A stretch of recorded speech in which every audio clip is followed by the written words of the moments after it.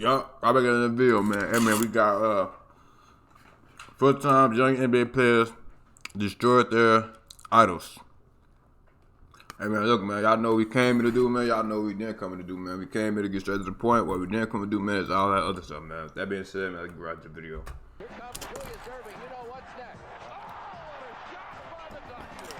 You know, they're under the hand against the Lakers where you're behind the basket.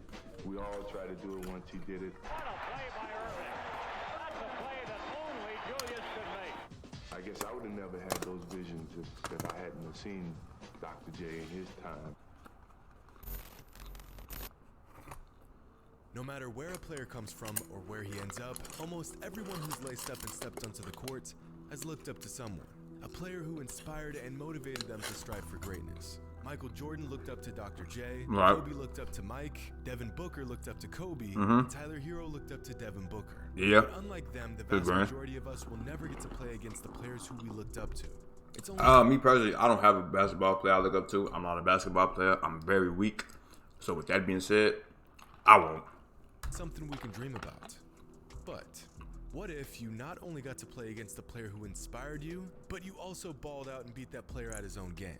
What if you used your arsenal and skills against the man that taught you those moves and gave him buckets in the process? I'd say such a feat would fall in the category of every hooper's dream. Well, throughout NBA history, many future stars went on to do just this. Even the GOAT himself. On April 5th, 1985, a rookie Michael Jordan got to face off against his childhood idol, Julius Irving. But this wasn't the first time they had played each other. Earlier that same season, they had 3 other games where they were virtually evenly matched, going toe-to-toe, bucket for bucket. But in the last matchup of Jordan's rookie season, the scale of their brief rivalry would tip drastically.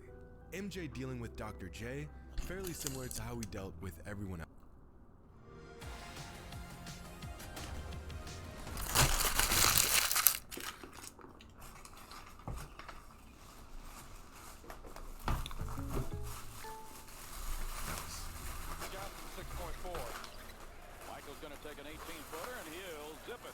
What do he dunk on him or something? Or he just go have the points on him?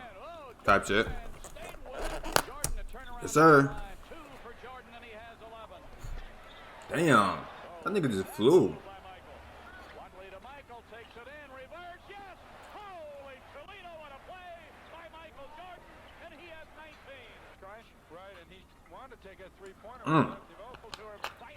Oh yeah. You like those?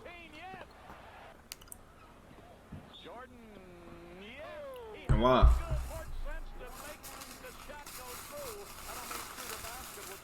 In 38 minutes, a rookie Michael Jordan goes absolutely berserk with veteran all-star Julius Irving. Wait, what? 40 points. Okay, 40. 21 shots. Julius Irving was held to just 19 points on the night. After going back and forth with his childhood idol all season long, Julius Irving didn't just hand. They played in the same position? Mike snatched it out of Dr. J's hand.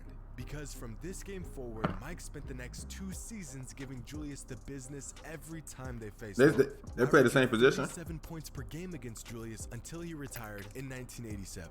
And by then, Julius admired Michael's game just as much as Michael admired his. Right. And the same admiration was shared between 2 other successors within Dr. J's lineage. The master and the student. Right. Throughout his entire youth, Devin Booker looked up to Kobe in his game, even saying that he shaped his entire game after Kobe's. But with Devin Booker being 18 years younger than Kobe, the idea of playing 18 against years his idol in the NBA was pretty far-fetched growing up. It would take a miracle for this to occur. And by miracle, I mean Kobe playing 20 years in the league and Booker entering the league at just 18 years old. A unique situation that granted Booker the opportunity to play against the one and only Kobe Bryant. Their first scheduled matchup taking place on November 16th, 2015. The first of just a few chances for Booker to go head-to-head against his mentor. But Kobe didn't suit up that night. Damn. A missed opportunity. But no worries, Booker would get another shot against the Black Mamba less than 2 months later on January 3rd. Scratch that, Kobe was inactive for this game. Damn. Okay, no sweat. Let's just fast forward to March 18th, when the Suns were scheduled to face off against the Lakers at Staples Center. This was Booker's time to shine. Except, it wasn't. Damn. Kobe was absent from this game as well. 3 games against the Lakers, but 0 against Kobe. Now, remember, this was during Kobe's farewell tour. If Booker didn't play him this season, he would never get the chance to. But as fate would have it, the Suns would play the Lakers one more time that season. And this time around, Kobe was laced up and ready to go. But so was 19-year-old Devin Booker. I mean, technically, I'm gonna say this though. Kobe was in his final days, bro. You know what I'm saying? Kobe was getting ready to retire, so do we really want to count that? Do we really want to count that? Dr. J probably was too. I don't know, but Download the app now. As the Kobe farewell tour passes through the desert, it's the Phoenix Suns versus the Los Angeles Lakers on Fox Sports Arizona. Kobe thought he could catch him. look at Working on your game. It's things that you can still do. he hit him with that Kobe moves. The Lakers 3. Oh, raising up. He's mellow. Kobe. There's no question. Boxing with his third. Here's Booker from deep. Wow. Pitch rolls out here in Phoenix. It's never Booker. I love it because he. Booker, knowing this was the only game he would ever get to play against the great Kobe Bryant, did not hesitate to pull out all the stops and show off his entire arsenal, going straight to moves that he learned from Kobe and using these moves against the man himself, dropping 28 and 7 on the night. Now, out of the 76 games Devin Booker played in his rookie season, take a wild guess when and where his best game took place. And that's no coincidence. After the game, Kobe spoke about Booker and how extremely skilled and gifted he was, noting that Booker tried to use his signature move against him on the very first possession of the game. Keyword, tried. Playing against Booker, I mean, he went straight to my move the first time he caught it. Dude, yeah, you're not gonna beat me on my move, man. Like, you know, but I mean, it was great to see.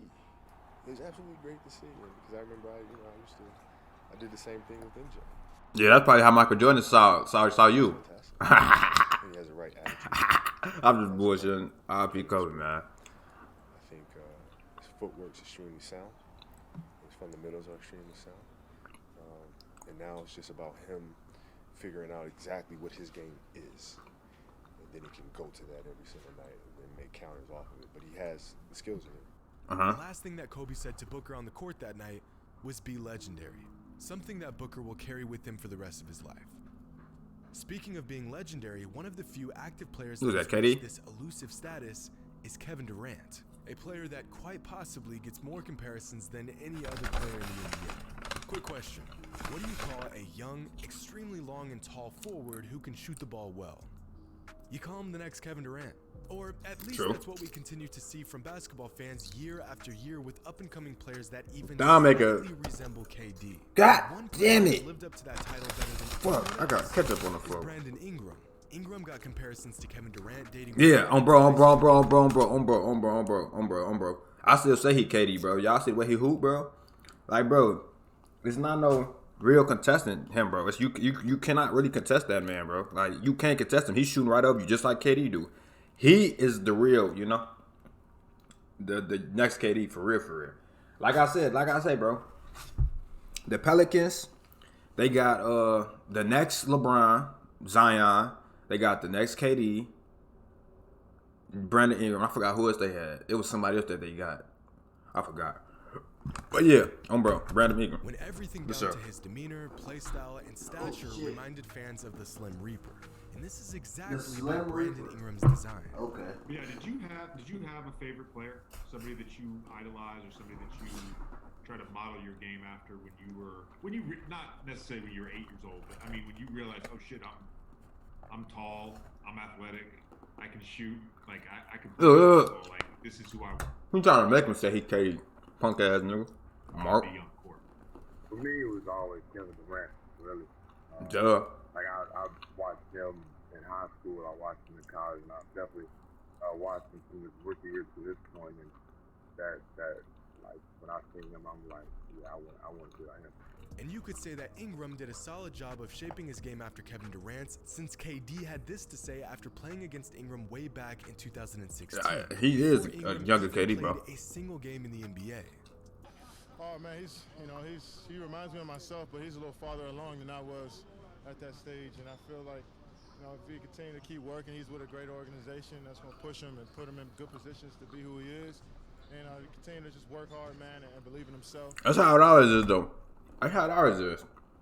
The new up-and-coming generation, when they at a certain stage where that player is at, bro, they be way better than that player at that stage. Like MJ and Kobe, bro. Kobe is just like MJ with a little bit more. You feel what I'm saying? So it's like because they already shaped that game after that player. So when they get them that skill set already, they what they do? They add more to it. You feel me? They add more to it. So it's like you feel what I'm saying? So they are more improved them, but they're still not better than you. That's just my opinion. I think Michael Jordan the best still. I don't care what nobody says. That's what it is. I don't think LeBron is better than no. Watched him almost every game this season.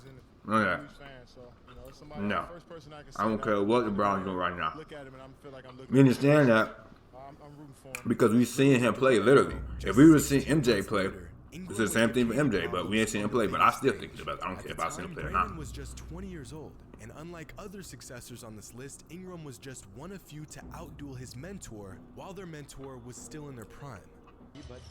Yeah, that's what I said. They wasn't in their prime for real. They wasn't in their prime.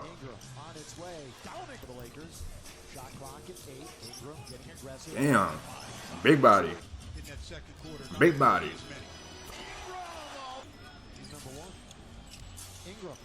Sure. Adjustment to finish the play. Brandon Ingram, he is something else. You can see his confidence. Hard to get We like those. The blick at. Point lead, minute and a half left. Ingram with a big step around, and he's got KD don't got no defense for real, bro. He's just long as hell. You want to shoot with 2 on the clock. And Ingram the steal. Down bad. Ingram the steal on Durant, and he put it up. I thought he made that. Brandon Ingram. On that. Kevin Durant's On that. He on that. After an Hack. overtime thriller, the Warriors ended up getting the win. But a young Of course. Brandon Ingram, for the I mean, they got first Clay- time, they got proved Klay the Thompson. fact that he shaped his entire game, Steph Curry. dropping 32 points, KD. with 3 blocks and 2 steals, 2 And Durant's Draymond. 29 Of course. points. It was clear from Duh. tip-off that Ingram wanted to show Durant that he wasn't just another kid who received an unwarranted comparison. But you want to know what's crazier than a 20-year-old outscoring a prime Kevin Durant? What up? Those 32 points that Ingram scored were by far the most points he had scored in a game all season. And just like with Booker and Kobe, this was no coincidence. I'm just curious, and we're going to go over to Jay Will right now. but My boy. People say the comparison people make of you, Ja. projecting you forward, is to Russell Westbrook. Jay Bill, as you heard in that little soundbite there, saying he's Russell Westbrook. When you hear people say that, Nah, I think he a prime D Rose. It's a good feeling, but at the same time, When I see him, I see a prime D I Rose want to be Ja, and for sure. Westbrook obviously is my favorite player. So just hearing that, Damn. it's good. I mean, yeah, Rose did get injured, all that, but I see him like a prime D Rose. I don't see him as a prime Westbrook. No. Prime, he got prime Rose for me. No cap.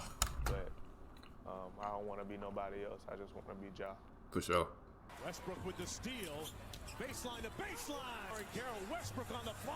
Lack of bench scoring, but it's Conchar. And Westbrook full. And there it is, home in South Carolina. Westbrook wasn't his And Westbrook, I've been meaning to bring this up with you too, is Damn. Westbrook with an education Showtime. and anticipation there. You didn't think all these stories would be in favor of the little guy, did you?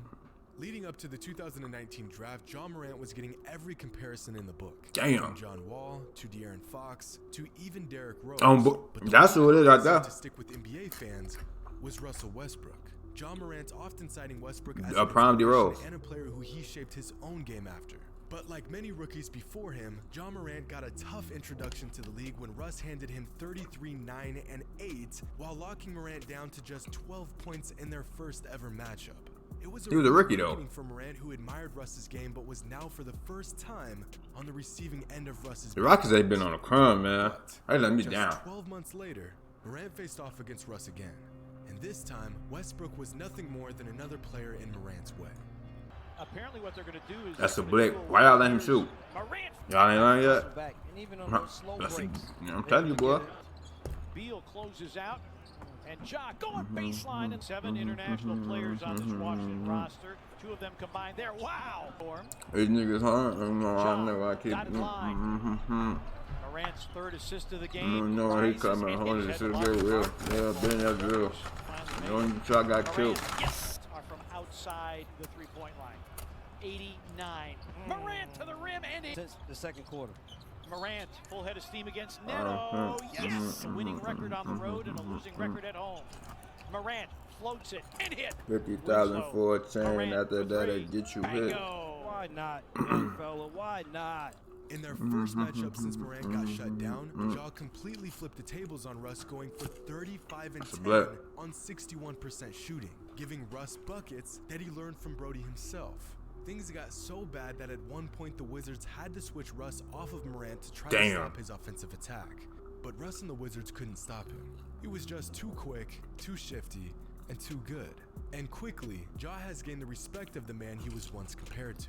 If Russ was holding a torch here, he'd be handing it to Ja. All of these players once dreamed of just playing in the NBA. The idea of getting the best of their childhood idol, nearly impossible to even fathom. Michael Jordan was in the 6th grade when Julius Erving won his first ABA championship. Devin Booker was 9 years old when Kobe dropped 81. By the time Durant won his first scoring title, Brandon Ingram hadn't even played his first AAU game. And when Russell Westbrook won his MVP, Ja Morant was a role player on his high school basketball team. A role player. Going toe-to-toe. Never give up, kids. A role player. Won't even stop. The men they look up to. Never give up, kids. To none. And yet, those odds never stop them. Makes you wonder if anyone watching this video right now will accomplish this same feat. As they say, work until your idols become your rivals. Hope you all enjoyed. And as always, until next time. I'll be smooth busy, man. Keep y'all head up, man. I love y'all. My father eating the whole video. Niggas was hungry. No doubt.